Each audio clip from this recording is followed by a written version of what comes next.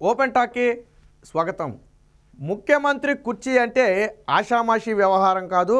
అదొక అంటే ఏదో వేసారు కదా అని కుర్చీ ఎవరు పడితే వాళ్ళు వెళ్ళి కూర్చోవడం కాదు. అలాంటి దాంట్లో అవకాశం కూడా ఉండదు. ఒక ముఖ్యమంత్రి చైర్లో వేరొక వ్యక్తి కూర్చోవడం అనేది జరగదు. ఆ సాహసం కూడా ఎవరు చేయరు. కానీ ఇప్పుడు జగన్మోహన్ రెడ్డి గారి ముఖ్యమంత్రి పీఠం ఏదైతే కుర్చీ ఉందో ఆఫీసులో అదొక ఆట వస్తువుగా మారిపోయింది. అంటే మీ బోటోడు నా బోటోడు కూడా వెళ్ళిపోయి కుర్చీలో కూర్చోవచ్చు, సీఎం లాగా ఫీల్ అవ్వచ్చు. అసలు వాస్తవానికి లోనకి వెళ్ళనివ్వటమే అరుదు. అసలు సీఎం ఆఫీసులోనూ అందులో ముఖ్యమంత్రి గారి ఆ మీటింగ్ హాల్స్లో కానివ్వండి, ఆయన క్యాబిన్లో కానివ్వండి, వేరొక వ్యక్తిని అలౌ చేయనివ్వరు. కానీ ఇప్పుడు తాజాగా ఇటీవల కొన్ని ఘటనలు మనం పరిశీలిస్తే ఆ ముఖ్యమంత్రి గారి కుర్చీ ఒక ఆట వస్తువులా మారిపోయింది. అందులో ఏదో మనం బంతిలో కుర్చీ చూడండి, ఏ కుర్చీ అయినా లాక్కుని మనం బంతిలో కూర్చుంటాం పెళ్లి బంతిలో, అలాగా జగన్మోహన్ రెడ్డి గారి కుర్చీలో ఎవరైనా కూర్చోవచ్చు. ఆ గతంలో ఒక టిక్ టాక్ స్టార్ దుర్గారావు కూర్చున్నాడు, మనకు తెలుసు. అప్పుడు ఎంత వైరల్ అయిందో. తర్వాత సరే తెలియక నేనేదో చేశానని ఆ వివరణ ఇచ్చాడు అనుకోండి. అయితే కూర్చున్నందుకు కాదు, బట్ అసలు అలాంటి అవకాశం ఇచ్చారు, ఆ సెక్యూరిటీ అంతా ఏమైపోయింది అనేది ఇక్కడ ప్రశ్న. అప్పుడు తీవ్ర స్థాయిలో విమర్శలు వచ్చాయి ఆ సెక్యూరిటీ పట్ల కానివ్వండి, జగన్మోహన్ రెడ్డి కుర్చీ పట్ల కానివ్వండి. అంటే వాస్తవానికి ఆయన స్థాయికి అలాంటి కుర్చీయే కరెక్ట్ అన్నట్టుగా కూడా చాలామంది మాట్లాడారు. అంటే ఒక నిజంగా విజన్ ఉన్న నేత, అలాగే ఒక హోదా ఉన్న నేత అయితే ఆయన చైర్లో వేరొకరు కూర్చొనివ్వడు. ఒకవేళ అలాంటి ఏదైనా జరిగితే వెంటనే సీరియస్ యాక్షన్ తీసుకోవాలా.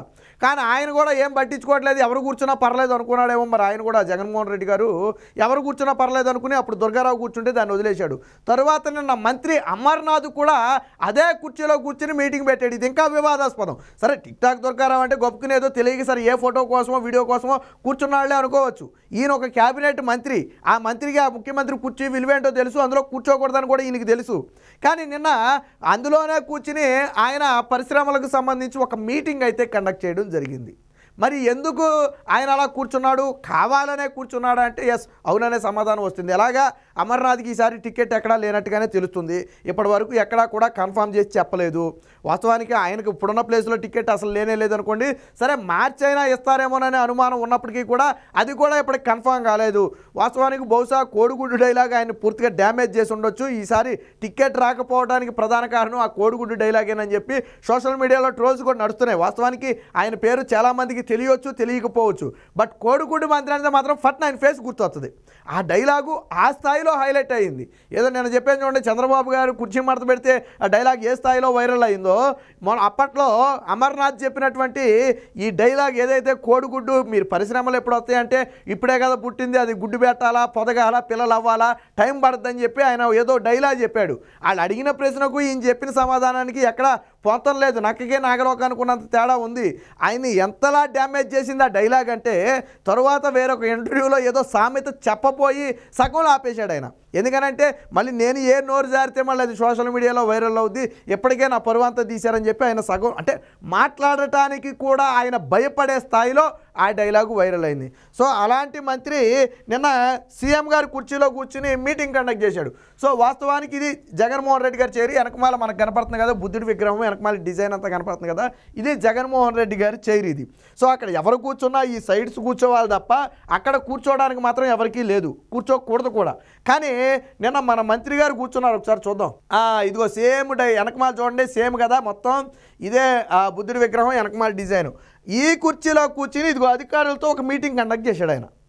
సరే మీటింగ్ కండక్ట్ చేయడానికి ఆయనకి మంత్రికి క్యాబిన్ లేదంటే ఆయన క్యాబిన్ ఆయనకే ఉంటుంది. మరి ఎందుకు ముఖ్యమంత్రి గారి సీట్లో కూర్చుని ఆయన మీటింగ్ కండక్ట్ చేశాడు అనేది ఎవరికీ తెలియదు. అయితే తెలియక చేసిన వ్యవహారం అంటే కాదు, తెలిసే జరిగింది. అది ముఖ్యమంత్రి గారి సీటు, అక్కడ కూర్చోకూడదని తెలిసే ఆయన కూర్చున్నాడని చెప్పి ఇప్పుడు ప్రధాన వాదన. ఎందుకనంటే ఆయనకి ఎలాగా టికెట్ లేదు, ఇక దిగిపోయే చివరి దశలో కనీసం ముఖ్యమంత్రి గారి సీట్లో కూర్చుంటే ఆ తృప్తన్నా మిగులుద్దని ఏమన్నా మరి ఆయనకి ఏమైనా ఆశ ఉందో, లేదా ముఖ్యమంత్రి గారి పీఠం మీద గతం నుంచి ఆయనకి ఏమైనా కోరుకుందో మనకైతే తెలియదు. కానీ ఇప్పుడు మంత్రి ఇదిగో ఇక్కడ ఈ కుర్చీలో కూర్చుని ఈ అధికారులతో మీటింగ్ నిర్వహించడం జరిగింది. యాజ్ ఇట్ ఈజ్ అదే చైర్, వెనకమాల కూడా మారలేదు. చూడండి, చంద్రబాబు గారు ఉన్నప్పుడేమో రౌండ్గా ఒక సర్కిల్ లాంటిది ఉండేది. జగన్మోహన్ రెడ్డి వచ్చిన తర్వాత దాన్ని తీయించేసి వెనకమాల ఇదిగో ఈ ప్లేన్ అయితే పెట్టించుకోవడం జరిగింది జగన్మోహన్ రెడ్డి వచ్చిన తర్వాత. ఇక్కడే జగన్మోహన్ రెడ్డి గారి మీటింగ్ ఏది జరిగినా ఇక్కడే జరుగుద్ది. వాస్తవానికి మంత్రులందరూ కానీ, మంత్రులు కానీ, అధికారులు కానీ ఈ సైడ్స్ కూర్చోవాలి, సరిపడగానే ఉంటాయి. ఎంతమంది అయినా కూర్చోవచ్చు, దానికి సరిపడగానే సీట్స్ ఉంటాయి. కానీ ఈయన కావాలని ఇక్కడ కూర్చున్నారు. మరి ఆయన అడిగే సాహసం కూడా ఎవరు చేయలేదు. ఒక మంత్రులు కూర్చుంటే ఎవరు అడుగుతారు, ఏ సెక్యూరిటీ అని అడగగలరా? ఇప్పుడు మీ బోటోడు నా బోటోడు వెళ్తే ఎరా బాబు ఏంటి కూర్చోకూడదు అంటారు. కానీ మంత్రులు కూర్చుంటే ఏం మాట్లాడతారు? వాస్తవానికి నిన్న విచిత్రం ఏంటంటే వీళ్ళు కూడా ఆశ్చర్యపోయారట. ఏమని ఈయనేమో డైరెక్ట్గా ముఖ్యమంత్రి చైర్లో కూర్చొని మీటింగ్ పెట్టేశాడు కదా, అందులో కూర్చోకూడదని తెలిసా తెలీదా ఈయనకి అని చెప్పి అసలు మీటింగ్కి వచ్చిన వాళ్ళందరూ కూడా ఆశ్చర్యపోయే పరిస్థితి. కాకపోతే అడిగే ధైర్యం ఎవరూ చేయలేరు. ఎంత అధికారైనా సరే ఒక నాయకుడిని నువ్వెందుకు కూర్చున్నావు అందులో అడిగే ధైర్యం ఎవరూ చేయలేరు కదా, అందులోనూ ఆ శాఖకి ఆయనే మంత్రి కాబట్టి అడిగే ధైర్యం ఎవరూ చేయలేకపోయారు. కానీ ఇది సోషల్ మీడియాలో మాత్రం పూర్తి వైరల్గా మారింది. కాబట్టి ఎలాగా టికెట్ లేదు కాబట్టి ఆయనకి చివరి సెకండ్లో ముఖ్యమంత్రి పీఠం మీద కూర్చుని ఆనందం పొందుంటాడు. ఇక టికెట్ లేకపోయినా నాకు పర్లేదని చెప్పి తన కోరిక నెరవేరటం కోసం మళ్ళీ అవకాశం రాదేమోనని చెప్పి ఆ చైర్లో కూర్చుని మీటింగ్ పెట్టుంటాడని చెప్పి సోషల్ మీడియా నిండా కూడా ట్రోల్స్ నడుస్తున్నాయి. గతంలో చూడండి ఇది కూడా ముఖ్యమంత్రి గారిదే. ఈ చైర్లో గతంలో టిక్ టాక్ దుర్గారావు కూర్చున్నాడు. అయితే అప్పుడు ఆయన తెలియక కూర్చున్నాడు. వాస్తవానికి చూడటానికని లోనికి వెళ్ళి వాళ్ళు ఎలాగా ఈ రీల్స్ వీడియోస్ అవి చేసుకుంటారు కాబట్టి అందులో భాగంగా తెలియక కూర్చున్నాడు. అది మాత్రం వాస్తవం. ఎందుకంటే ఆ బోటోడు తెలిస్తే వెళ్ళి ఆ చైర్లో కూర్చునే ప్రయత్నం చేయడు. బట్ తెలియక కూర్చున్నాడు. కానీ అది వైరల్గా మారింది, పూర్తి స్థాయిలో వైరల్గా మారింది. తీవ్ర స్థాయిలో విమర్శలు కూడా వచ్చాయి. ఎందుకంటే ఎవరు పడితే వాళ్ళు కూర్చుంటే ఆ కుర్చీకి హోదా ఏముంది, సీఎం చైర్ అనేది ఎందుకుంది, ఆ సీఎం సీట్లో ఎవరు ఎందుకు కూర్చోకూడదు? మంత్రి దాంట్లోనైనా వేరొక వ్యక్తి కూర్చుంటానికి సరిపోతా. మంత్రి క్యాబిన్లో వేరొక వ్యక్తి వచ్చి కూర్చోవడం కుదరదు. ఆ మంత్రి సీట్లో మంత్రే కూర్చోవాలా. అలాగే ముఖ్యమంత్రి పీఠం అన్నిటికీ మించి హై రేంజ్లో ఉండేటువంటి ముఖ్యమంత్రి పీఠం ఆయన చైర్లో ఆయనే కూర్చోవాలా. అలాంటి దాంట్లో ఎవరు పడితే వాళ్ళు కూర్చుంటే విలువేముంటుంది? కానీ టిక్ టాక్ దుర్గారావు ఆ రోజు ఎప్పుడైతే కూర్చున్నాడో అది సోషల్ మీడియాలో తీవ్ర విమర్శలకు దారితీసింది. తర్వాత వివరణ ఇచ్చాడు. నాకు తెలియక జరిగిన వ్యవహారం, నేను క్షమాపణ అడుగుతున్నానని చెప్పి తర్వాత వివరణ ఇచ్చాడు. సరే అది అంతటితో సర్దుమణిగింది. బట్ ఇప్పుడు మన మంత్రి గారు కూర్చోవడంతో సరే టిక్ టాక్ దుర్గారావు తెలియజేశాడు, వదిలేద్దాం. మనం దాన్ని ఏమి ఇది కాంట్రవర్సీ అని నేనేం అంటలేదు. తెలియక జరిగిన ఘటనే, తెలిస్తే ఎవరు కూర్చోరు, నేను అదే చెప్తున్నాను. కానీ మరి మంత్రికి ఏం తెలియదా?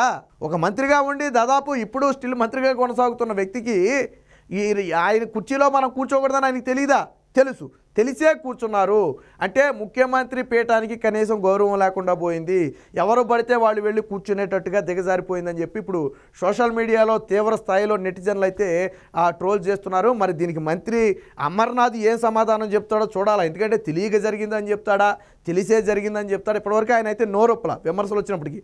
మరి సీఎంఓ నుంచి ఏమైనా వివరణ అడిగారో లేదో మనకైతే తెలియదు. కానీ ఎందుకంటే ఇలాంటి వైరల్ అయినప్పుడు ఖచ్చితంగా దాని మీద విచారణ చేపడతారు. ఎలా జరిగింది, తెలిసే జరిగిందా, తెలియక జరిగిందా అనే విషయాల మీద విచారణ చేపడతారు. మరి దాని మీద ఏమన్నా మంత్రిని వివరణ అడిగారో లేదో మనకైతే తెలియదు. కానీ ఇప్పుడు అమర్నాథ్ సీఎం కుర్చీలో కూర్చుని మీటింగ్ కండక్ట్ చేయడం అనేది సోషల్ మీడియాలో ఫుల్ వైరల్గా మారింది.